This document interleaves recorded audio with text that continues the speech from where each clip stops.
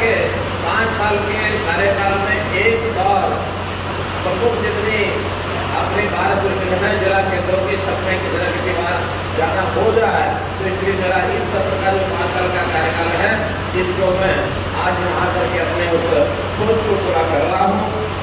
हम लोग भारत मिशन के माध्यम से जनता की सेवा करते हैं और सिरसा भारत मिशन अपने आप में विशेष बात ऐसे लिखने में कह सकता हूँ कि जिस सन में सिरसा जिला बना था सन 1975 में, और उसी वर्ष में ये बार एसोसिएशन का गठन हुआ था। इसके माध्यम से आप लोगों ने बहुत लोगों की सेवा की होगी, क्योंकि अपना जो काम है भारत में उनका वकीलों का कई तरह का ये काम है। मुझे कोई उसमें बहुत नई बात करनी है, ऐसा नहीं, आप सब पुराने आदमी जानते हैं।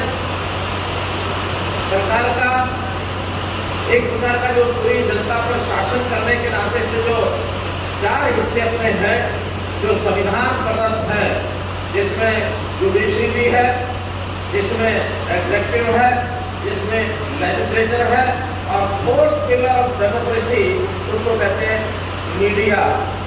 उस नाते से सब लोग मिल करके जनता की सेवा करने का जो काम मामूल रूप से कर रहे हैं, एक दूसरे के पूरक है, कोई एक दूसरे के कॉम्पिटिटर नहीं है।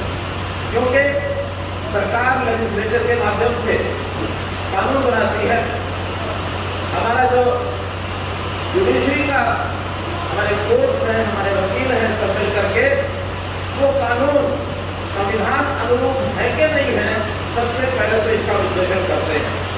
और अगर संविधान अनुरूप नहीं है तो सुप्रीम कोर्ट की जो बेंच होती है वो उस एक्ट के बारे में कहीं ना कहीं पुनर्विचार करने के लिए बाध्य करती है लेजिस्लेचर को। और फिर जब कानून बन जाता है, वो कानून एग्जीक्यूटिव ठीक से लागू कर रही है कि नहीं कर रही है, उसके ऊपर एक बंधन जुडिशरी के द्वारा होता है।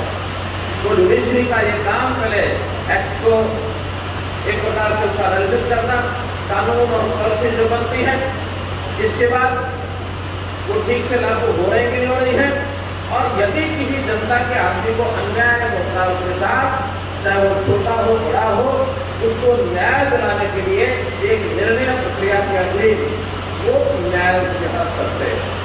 जब कभी इसमें सरकार को या लेजिस्लेचर को कमी महसूस होती है कि इसको एक अलग संदर्भ में हमको कानून में परिवर्तन करना चाहिए, अमेंड करना चाहिए, नया कानून बनाना चाहिए, तो फिर लेजिस्लेचर अगेन एक कम देखो पिक्चर। तो इस प्रकार का आमदन से ये सब रखा हुआ है, इसके अनुसार हम लोग काम करते हैं। तो मैं तो इतना ही कहूँगा कि आपके भारत मिशन, जिसमें मुझे बताया गया कि लगभग 2300 मेंबर हैं, अच्छी बड़ी बातें रखते हैं। मैं भले ही वकील तो नहीं हूँ, लेकिन सरकार में रह करके कभी अपनी ड्यूटी पूरी करने के लिए एक वकील के रूप में भूमिका निभानी भी पड़ती है। समाज के अंदर अलग अलग वर्ग होते हैं, कोई अच्छे साधन संपन्न है, कोई मध्यम वर्गीय है, कोई गरीब लोगों का भी समाज है।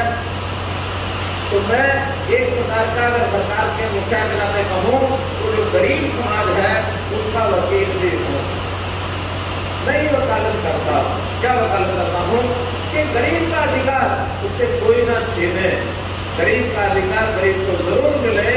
उसके अंदर बहुत सी अव्यवस्थाएं समाज में जो होती हैं, कुछ थोड़ा सा दबंग आदमी गरीबों के हकों को छीनते रहे हैं, लेकिन हमने सिस्टम ऐसे बना दिए हैं कि गरीब का अधिकार उसको मिले। अंत्योदय की नीति के आधार पर अंतिम का यदि भला होगा तो ये समाज लंबे समय तक सुखी होकर के आगे बढ़ेगा। और मैं तो आपको आग्रह करूंगा कि आप भी वकालत के नाते, आखिर अपने घर परिवार को चलाने के नाते से इसको व्यवसाय के रूप में लेते होंगे, हर किसी से बीच भी लेते होंगे, लेकिन एक लेवल पर इसको व्यवसाय मानने की बजाय इसको सेवा का काम मानना चाहिए। सेवा उसकी जो डिजर्व करता है, जिसके पास न्याय प्राप्त करने के लिए साधन नहीं है, देने के लिए फीस नहीं है, वो न्याय से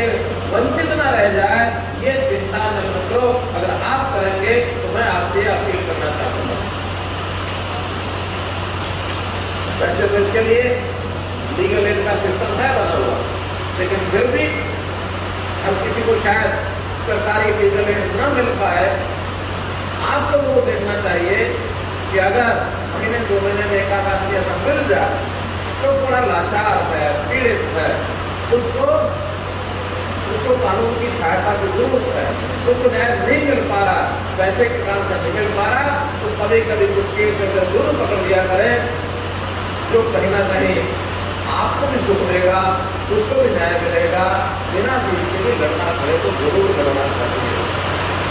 वकालत एक पेशा ऐसा होता है कि जो व्यक्ति को कभी कभी विद्वान होने के नाते अपनी बुद्धिमत्ता का घमंड भी दिखा देता है कि मैं तो बड़ा विद्वान हूँ, और कभी कभी उसको भी, और साथ में 6 भारत स्टेशन उनके और पकड़ा दिए जो उनके भी नाम पर आए हुए हैं, जिसके अंदर रानियाबाग स्टेशन, एलनाबाद, दमवाड़ी, कालावाड़ी, नाथुरी, और साथ में जो हमारे इनकम टैक्स की बात स्टेशन है उनके भी पकड़ाए हैं। तो मैंने उसको पढ़ा नहीं है, इतना समय में पढ़ा भी नहीं जा सकता, लेकिन फिर भी उन सबको एक हमारे यहाँ सिस्टमेटिक ढंग से हम डीपीओ में से राशि भेजनी होती है, उन सबको भी भेजेंगे।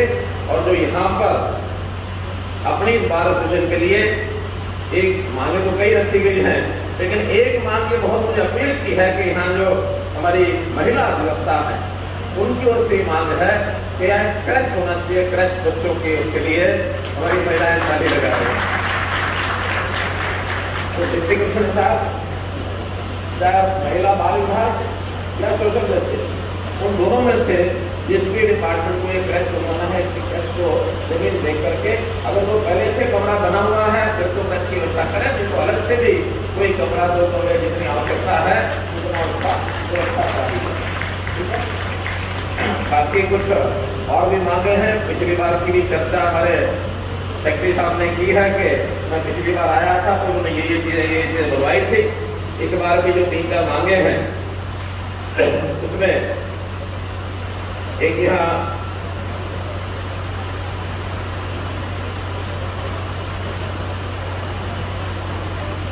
पार्किंग, शेड और इंटरलॉकिंग टायर की बात लगती है। सोलर पावर प्लांट, इसमें भी जो सब्सिडी मिलती है हमको डिपार्टमेंट की ओर से, कोई बात नहीं करने में वादा बताऊंगा, और डिपार्टमेंट की ओर से सब्सिडी मिलती है। 12 एक एप्लीकेशन दे दे तो सोलर डिपार्टमेंट की थोड़ा सा 10-5% पैसा उसको लगाना पड़ता है, बाकी पैसा सोलर हमारा जो डिपार्टमेंट है वो सब्सिडी देता है। उस सब्सिडी से आपका सोलर प्लांट अगर लगता है तो अच्छी बात है, ताकि यहाँ की जो हमारी पावर की कंजम्पशन है वो इस सौर ऊर्जा के माध्यम से हो जाए, जो हमारी रनिंग बिजली है उसमें से उसकी बचत भी होती है। तो इस प्लांट के बारे में जरूर विचार किया जाएगा। एक छोटी डिमांड, कुर्सियाँ कुछ चाहिए, कुछ सोफा सेट, फर्नीचर वगैरह। ई पुस्तकालय में भी वैसे तो हमने हर एक भारत को पीछे 2-2 लाख रुपए भेजा था, लेकिन मुझे लगता है 2 लाख रुपए का कम पड़ता होगा, इसमें 4 या 5 लाख रुपए आपका लगेगा उसमें भी।